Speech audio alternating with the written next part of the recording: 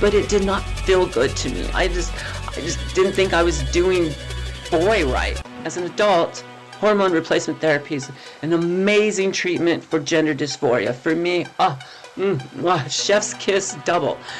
Social affirmation does not take any medical intervention whatsoever. When that mirror and that inner self are aligned, gender dysphoria goes away. Hello, hello. It's Brandi's World. I'm Brandi Beckett, and thank you for joining me. Today, we are going to talk about gender dysphoria and what it means to be trans, and a little about my story and journey. I want our society to understand transgender people more clearly. I believe that we fear what we don't understand. So, there are a lot of people in our society who don't understand and fear what it's like to be trans, what trans people go through, or even they fear being around a trans person, because for most people in our society, trans people are a mystery, to be honest. Most people are not interacting with transgender people on a daily basis because transgender people don't make up most of society. We make up about 1% of our society. And so therefore, we're not always seen or heard. And when other voices are speaking for us, and images that are not necessarily representing us well are being presented as us to a greater amount of society who don't pay attention to the details of everything around them or the details of somebody's life. They can see a headline or hear a story that someone told them about something they heard. And it's not always going to have transgender people shining in a spotlight of warmth and acceptance. I want to change that. I want our society to understand transgender people are just people. We are you. We are among you, and we are you. To be transgender it's simply identifying yourself from within, looking inside yourself, identifying your gender identity, and then expressing that. The transgender part of it is because our society brackets and frames the concept of gender within a binary system, a binary labeling system. Everyone gets put into one of two boxes of gender in our society.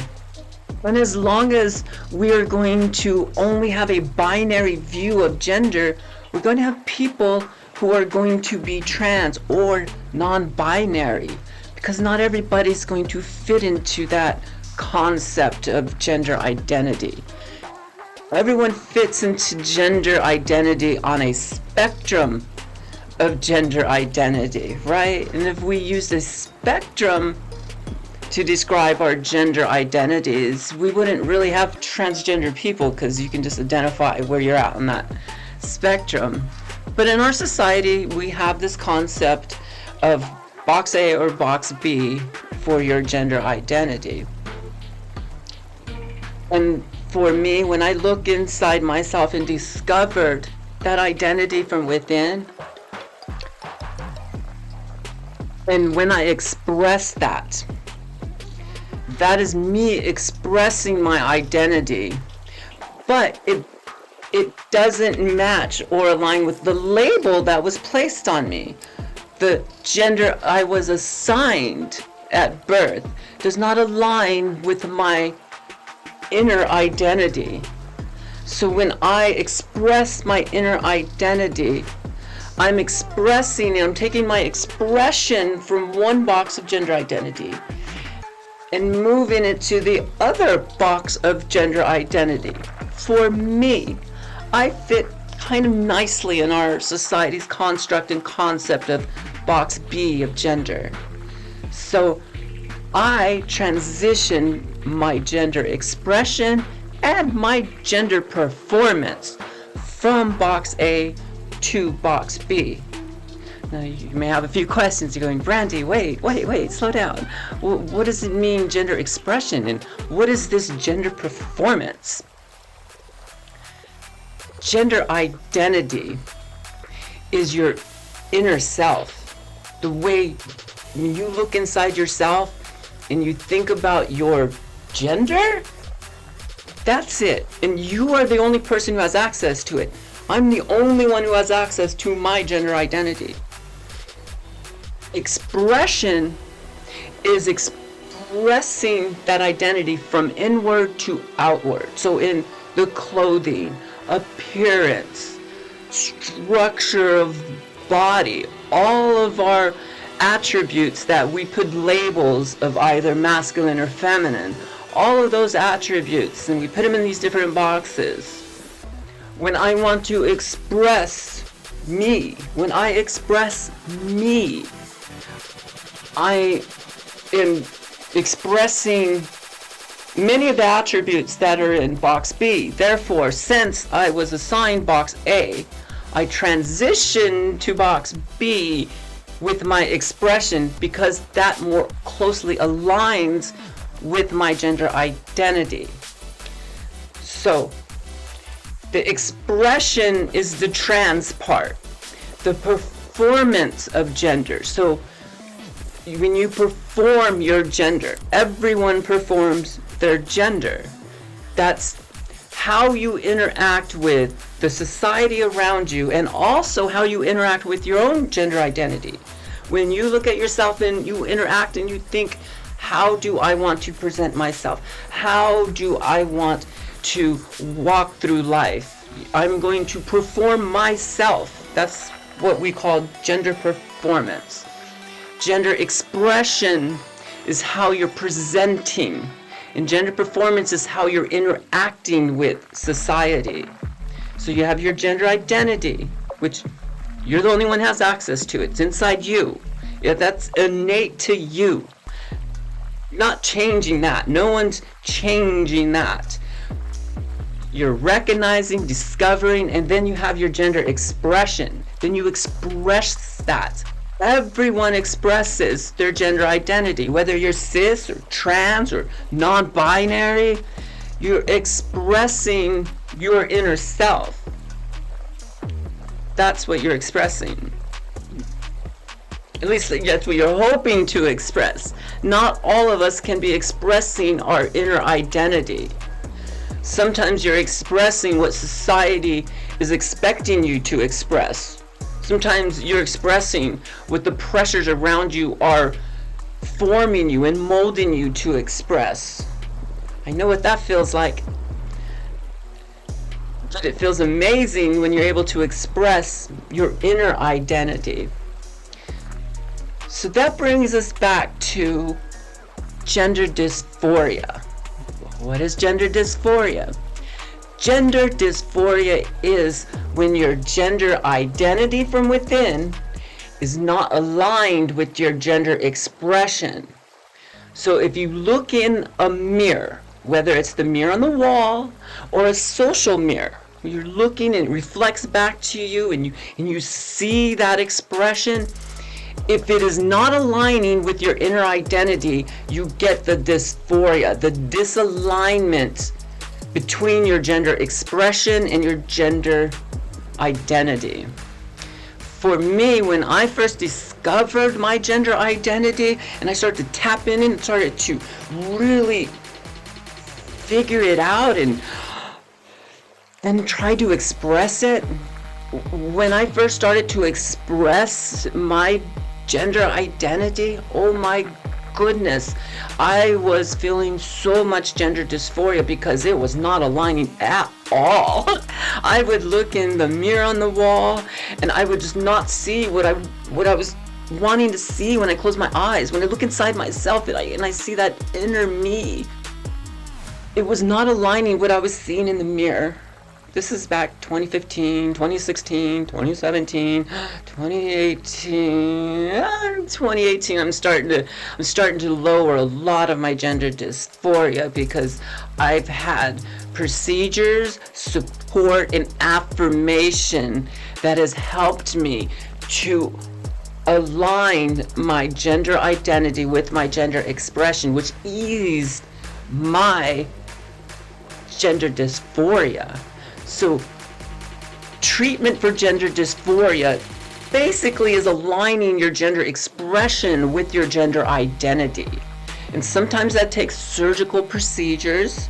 Sometimes, well, most times it's going to take social affirmation. Social affirmation is pronouns that best suit that person, their inner identity. Whether it is traditionally describing their expression or not, you're trying to affirm their inner identity. If you are fortunate enough to discover that your gender identity is not in alignment with your gender assignment when you're prepubescent, then as those children, I'm kind of jealous of those children, because at that point, puberty blockers can be introduced and to slow down or to stop an onset of an unwanted puberty that will change their bodies in ways that it's not going to be beneficial to them in their expressing their gender identity. So that is one medical treatment or intervention that can be applied to prepubescent kids when they start to go through a puberty. You can slow it down or block it. Hence puberty blockers, right? And then later, when they're like 18, or when their doctors are telling them, here's a good time to introduce the hormone treatments that are going to help you with your gender dysphoria. In other words, align your gender expression with your gender identity. Now, if you're blocking hormones prepubescent, you're not really going to need the hormone replacement therapy coming in so much right away, right? Because you're not developing through a rush of hormones that you're not going to want, that you're going to try to reverse later with hormone replacement therapy. So it's before hormone replacement therapy, you can block that. And then later, as an adult, hormone replacement therapy is an amazing treatment for gender dysphoria. For me, chef's kiss double, right? So when I got that estrogen in my system, oh my goodness, it was like, this is what I should feel like. For the first time in my life, I started to feel comfortable in my skin because of hormone replacement therapy. And it feels so amazing to have that gender dysphoria kind of go away. My facial feminization surgeries made so much of my gender dysphoria just go away.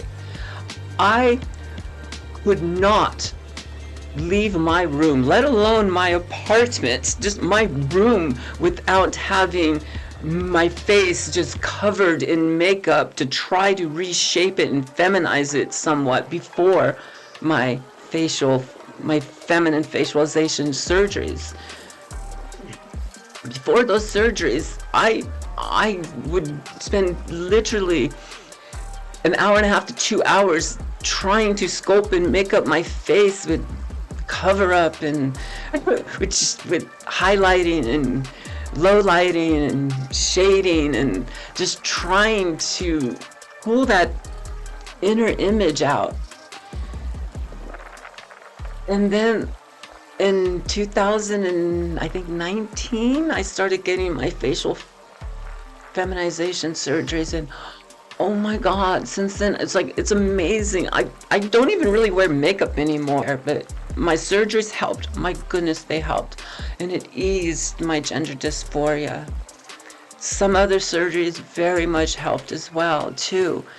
Surgical procedures can be effective a treatment for gender dysphoria, but not always needed or necessary. And especially, like, if a young person is able to block the unwanted rush of hormones that they're going to experience as a teen, if they block that and then later get the hormone, a puberty that they want for their body. My hormone replacement therapy was my second puberty. When that second puberty hits, oh my God, it was awesome. I couldn't stand my first puberty when I was 16 years old as a teenager. That was an awful experience. My body did not feel good going through those changes, going through that androgen rush. I didn't know why at the time because I wasn't questioning my gender identity, but it did not feel good to me. I just didn't think I was doing boy right. I was just like, I'm just not living up to it. I'm not enjoying this puberty like the boys around me are. I felt when I was going through my first puberty. And then when I went through my hormone replacement therapy in 2015, oh my God, I was in my 40s and I got to enjoy a hormone rush of puberty in my 40s. It was amazing. It was so much fun. It was great, and it so helped align my gender identity with my gender expression. Today, my gender dysphoria is not really there most times. There's a few situations where I experience a good amount of gender dysphoria, but for the most part, when I look in the social mirror, I see pretty close to how I see inside myself. When I look at the mirror on my wall, I see pretty close to how I see myself. I'm never going to get there. No one will ever get to, ooh, this is the exact me I see on the inside and I'm expressing it. If you get there, ooh, congratulations, because I'm not trying to get there. I'm trying to get somewhere close where I look in and I look in that mirror and I'm like, yes, that's Brandi. Yes, I see Brandi. When I close my eyes and I think about and look on the inside, yes, that's Brandi. When that mirror and that inner self are aligned, gender dysphoria goes away. It's a good thing to treat gender dysphoria, and it's very successful treatment. WPATH, they have the statistics for the treatment successes for gender dysphoria, and it is some of the most successful medical treatments out there. And that's not even including the social treatments, which is some of the most important treatments. Social affirmation does not take any medical intervention whatsoever, and it might be the most important part of treating gender dysphoria. So you, just as an ally, as a human being in our society, you can help treat gender dysphoria. Social affirmation. Participate. It is for everyone. It helps transgender people, it helps allies, it helps our society. When we lift up the minorities in our society, we lift up our entire society. Hey, I think that's going to be all for today. I'm going to leave you, as I always do, with this statement. Love yourself, but more importantly, like yourself. And treat people the way they want to be treated. Bye-bye for now.